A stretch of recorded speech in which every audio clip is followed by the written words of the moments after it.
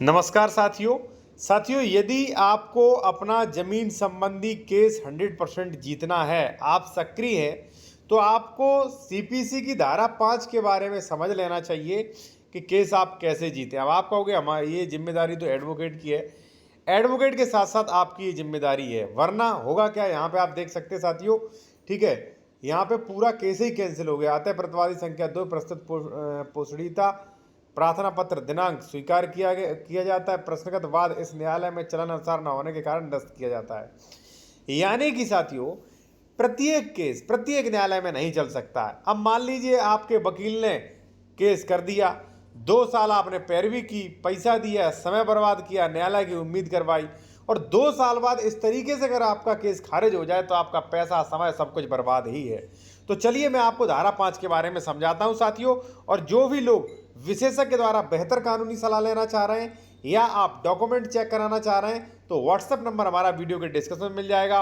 और जो भी लोग बेहतर कानून की जानकारी लेना चाहते हैं वो कोर्ट ड्राफ्टिंग नियम ई बुक देख सकते हैं। ये सारे टॉपिक आपको मिलेंगे, बंटवारा, संशोधन, सीमांकन, कैविएट, कौन सा केस किस में चलेगा, वाद पत्र, नियम, न्यायालय का चयन, अधिकारिकता, ठीक है, मकान बंटवारा, वसीयत, प्रोबेट, जमीन विवाद 145 का नोटिस, सारे यहाँ पे टॉपिक मिल जाते हैं। तो चलिए इसी का जो एक टॉपिक है वो है टॉपिक नंबर 30, धारा 5 के बारे में। हमने अपनी ई बुक में बताया है धारा 5 के बारे में। आइए समझना जरूरी क्यों, समझना इसलिए है साथियों, ये धारा आपको 5 बताएगी कि भाई आपका जमीन संबंधी कौन सा मामला किस न्यायालय में जाएगा। ठीक है, अब आप कहोगे सर ये कोई बताने वाली चीज है, ये तो एडवोकेट भी बता देंगे। नहीं साथियों, कई बार ऐसा होता है धारा 24 का मुकदमा डाल दिया बिना 116 के, ठीक है, और मुकदमा 2 साल चला, रिजेक्ट हो जाता है। कई बार ऐसा होता है, मान लीजिए मैटर है कुरा का, ठीक है, और लोग कुरा कैंसिलेशन के लिए वादा नहीं किया लेकिन स्टे लेने पहुंच गए सिविल कोर्ट, वहां से कोई अच्छी खासी रिलीफ नहीं मिल पाती है। तो चलिए वही मैं आपको बताने वाला। देखिए साथियों, सबसे पहले समझना यह जरूरी है कि सीपीसी की धारा 5 आसान भाषा में समझे। कृषि प्रयोजन के लिए जमीन प्रयुक्त भूमि अधिकतर विवाद, भाटक, राजस्व मामले का निस्तारण राजस्व न्यायालय को स्थानीय विधि के अनुसार होता है। राजस्व न्यायालय जैसे तहसीलदार न्यायालय, उपजिला अधिकारी, सहायक कलेक्टर, कलेक्टर न्यायालय, मंडलायुक्त, बोर्ड ऑफ रेवेन्यू, ये होते राजस्व न्यायालय। ठीक है, जैसे एक उदाहरण मैं आपको दे दूं, जैसे ए उत्तर प्रदेश का रहने वाला है, उसकी जमीन खेती 5 बीघा जो जमीन है बी ने कब्जा कर लिया है, तो ए का राजस्व न्यायालय यानी कि सहायक कलेक्टर के यहाँ जो है स्थानीय विधि द्वारा अत्याचारी की बेदखली के लिए वाद करना होगा साथियों।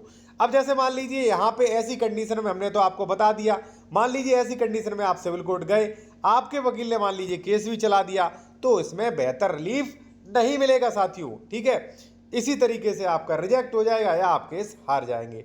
दूसरा साथियों क्या है, यहाँ पे आप देखें राजस्व न्यायालय का लागू होना, यहाँ पे आप देखें लागू होना कहाँ पे लागू होता है। यहाँ पे आप देखें जहां कोई राजस्व न्यायालय की प्रक्रिया संबंधित ऐसी बातों पर निर्भर जहां ऐसे न्यायालय का विशेष अधिनियम मौन है, लेकिन ध्यान रहे जहां पर विशेष अधिनियम मौन है वहां आपका जो जाएगा मैटर वो जाएगा सिविल न्यायालय में। ठीक है, यहाँ पे मैंने जो भी मान लीजिए जिन लोगों ने हमारा ई बुक लिया है, ठीक है, जब टॉपिक नंबर आप 23 देखेंगे यहाँ पे, ठीक है, तो यहाँ पे आपको कई चीजें सीखने को मिलेंगी।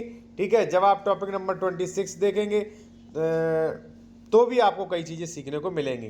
तो कहने का मतलब साथियों ये है कि आपको ये तय करना है कि भाई हमारा मैटर किस में जाएगा। अब जैसे उदाहरण के लिए कई लोग बंटवारा कराते हैं, ठीक है, अब बंटवारा का काम कराना होता है एडवोकेट का, लेकिन कई एडवोकेट गलती कर देते हैं, मैटर 30-2 में जाना होता है, ठीक है, वो डाल देते 116 में, तो 2-3 साल बाद केस भी हारते, पैसा भी गया।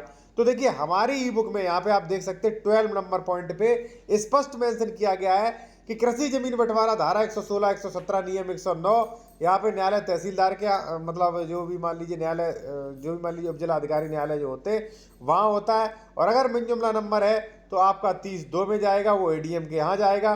ठीक है, अगर मान लीजिए परिवार भाइयों सह खातेदारक जमीन नहीं दे रहा है, कब्जा कीमती रोड पर है या अन्य विवाद कोई है, तो विवाद हमेशा खत्म करने के लिए कोर्ट में बंटवारा दायर करें। और आपसी घर वगैरह का बंटवारा है तो ध्यान रहे ये राजस्व न्यायालय में नहीं जाएगा।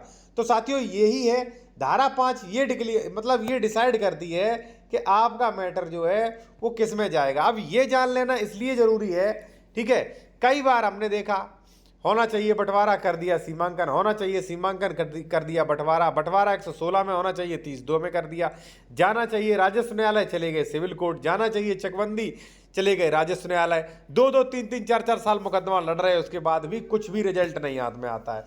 तो देखिए साथियों, यहाँ पे आप जो भी मान लीजिए समझ चुके होंगे, और जो भी लोग विशेषज्ञ के द्वारा कानूनी सलाह लेना चाह रहे हैं, व्हाट्सएप नंबर ये दिया गया है, और जो भी लोग कोर्ट ड्राफ्टिंग नियम ई बुक देखना चाह रहे हैं वो ये देख सकते हैं। इसमें सारे टॉपिक, सारी चीजें मिलेंगी, और जो भी ये आप देख रहे थे ये सब इसी बुक का है, इसी ई बुक का है। ठीक है।